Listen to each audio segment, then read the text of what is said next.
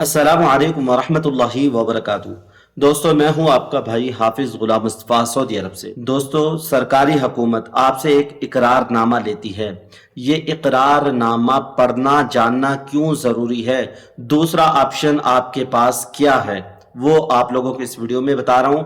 इसके अलावा दोस्तों, आप लोग जानते हैं सरकारी हज स्कीम अभी कुछ दिनों के अंदर पैसों वाली रजिस्ट्रेशन शुरू करने वाली है और आप दस्तखत करेंगे। दस्तखत करने के बाद कहीं फंस ना जाएं और बाद में यहाँ के परेशान न हों।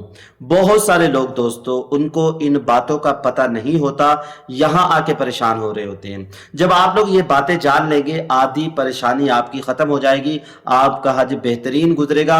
लाखों रुपए लगा रहे हैं, ये 4 से 5 मिनट की वीडियो देख लें, इंशाल्लाह आप लोगों को फायदा होगा। अहम इत्तला बराए आज़मीन 2027 हुकूमत का सरकारी हज इकरारनामा जरूर पढ़े। मैं भी इसमें आप लोगों को बताऊंगा, आगाही के साथ दस्तखत करें। आपको पता होना चाहिए कि आप दस्तखत किस चीज पे कर रहे हैं।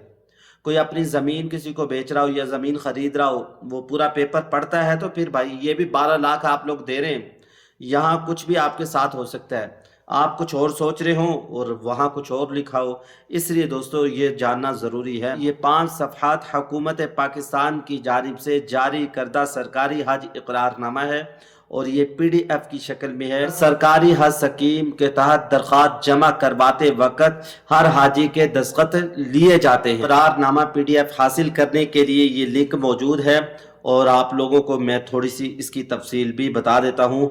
बदकिस्मती से बैंक में अक्सर इन शराइत की तफसील नहीं बताई जाती।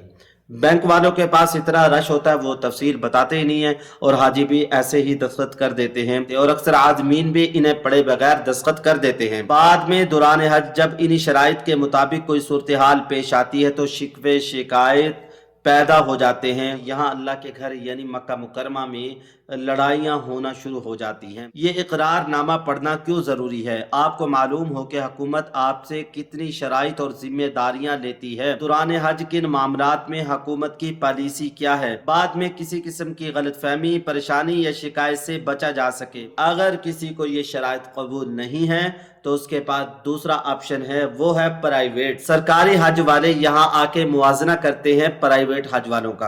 प्राइवेट हज वाले दोस्तों 20-20, 25-25, 30-30 लाख दे के आए होते हैं। उनका हज इतना महंगा होता है, जितना गुड़ डालेंगे उतना ही मीठा होगा, जितनी वो पैसे देते उतनी फैसिलिटीज उनको दी जाती है। दूसरा ऑप्शन आपके पास प्राइवेट का है।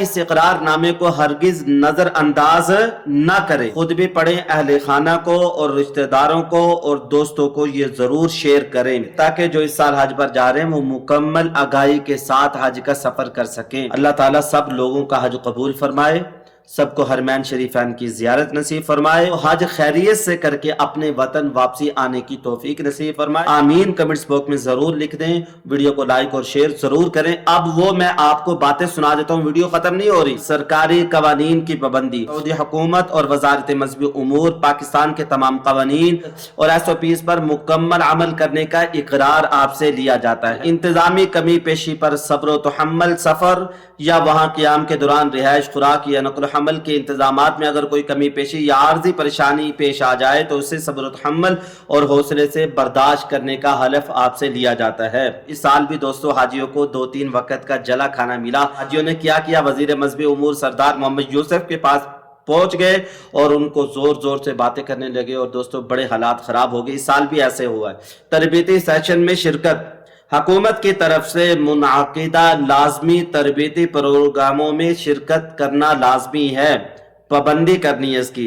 तिब्बी फिटनेस, मेडिकल फिटनेस, जिस्मानी और जहनी तौर पर सफर हज के लिए मुकम्मल फिट होने की तस्दीक भी आप लोग करेंगे। मैं तगड़ा हूँ, मुझे कोई मसला नहीं है, तो लिहाजा आप लोग अभी से वाक करें, अच्छी खुराकें खाएं, बीमारी को भगाएं। सऊदी कवानीन का एहतराम, सऊदी अरब के कवानीन और ज़ाब्ते अखलाक की मुकम्मल पासदारी, सियासी या मसलकी नारेबाजी से गुरेज, हज के दौरान किसी भी किस्म की सियासी सरगर्मी या फिरका वाराना नाराबाजी से परहेज करें। पाकिस्तान का झंडा, हिंदुस्तान का झंडा, बांग्लादेश का झंडा या किसी और मुल्क का झंडा जज्बात में आके खाना काबा के पास लटका दे, लहरा देना और ऊंची ऊंची बातें करना, इमरान खान की बातें करना, नवाज शरीफ की बातें करना, इस तरह की जो बातें करते हैं حج جذبات کا نام نہیں ہے۔ اللہ کے گھر کے پاس، روضہ رسول کے پاس اپنی آواز کو نیچے رکھیں۔ مقررہ وقت پر واپسی ہوگی، جب آپ کو کہا جائے گا اس وقت ہی واپسی آنا۔ خود آنا چاہتے ہیں تو اپنی فلائٹ پکڑ کر آنا پڑے گا۔ حج کی ادائیگی کے بعد طے شدہ شیڈول کے مطابق پاکستان واپسی لوٹنے کی پابندی کرنی ہے، یہ بھی قرار نامہ دیا جاتا ہے۔ سامان کی حدود، بیگ کے اندر کتنا سامان ہو، بیگ کے رولز کیا ہیں، ایئر لائن کے رولز کیا ہیں، آپ کو پتہ ہونا چاہیے۔ ممنوع اشیاء ساتھ نہ لے کر جائیں، نشہ آور چیزیں ہیں، سگریٹ کچھ لے جا سکتے ہیں، ممنوع چیزیں دوستو نشہ آور چیزیں، یہاں ان کی سزا سر تن سے جدا ہے، بڑی سخت سزا ہے سعودی عرب میں، اور لمبی لمبی قیدیں ہیں۔ آپ لوگوں نے کسی کا سامان نہیں لے کر آنا، ساتھ نہ لے جانے اور وزن کی پابندی کا اقرار۔ گائیڈز کی ہدایات، سعودی عرب میں سرکاری گائیڈز اور معلمین کی ہدایات پر عمل کرنے کی ذمہ داری کا حلف آپ سے لیا جاتا ہے۔ جو سعودی قوانین ہیں اس کی پاسداری کریں گے، وزارت مذہبی امور نے جو کہا گیا اس کو پورا کریں گے۔ یہ چیزیں دوستو آپ سے لی جاتی ہیں، آپ کو پتہ ہونا چاہیے کہ ہم کس چیز پہ دستخط کر رہے ہیں۔ آنکھیں بند کر کے دستخط نہیں کرنے۔ اگر آپ لوگوں کے کچھ سوالات ہیں، کچھ پوچھنا چاہتے ہیں، آپ کا خادم حافظ غلام مصطفیٰ بیٹھا ہوا ہے، کمنٹ سیکشن آپ کے لیے کھلا ہوا ہے، وہاں آپ لوگ کچھ لکھیں گے، فوراً آپ کو جواب دیا جائے گا۔ السلام علیکم ورحمۃ اللہ وبرکاتہ۔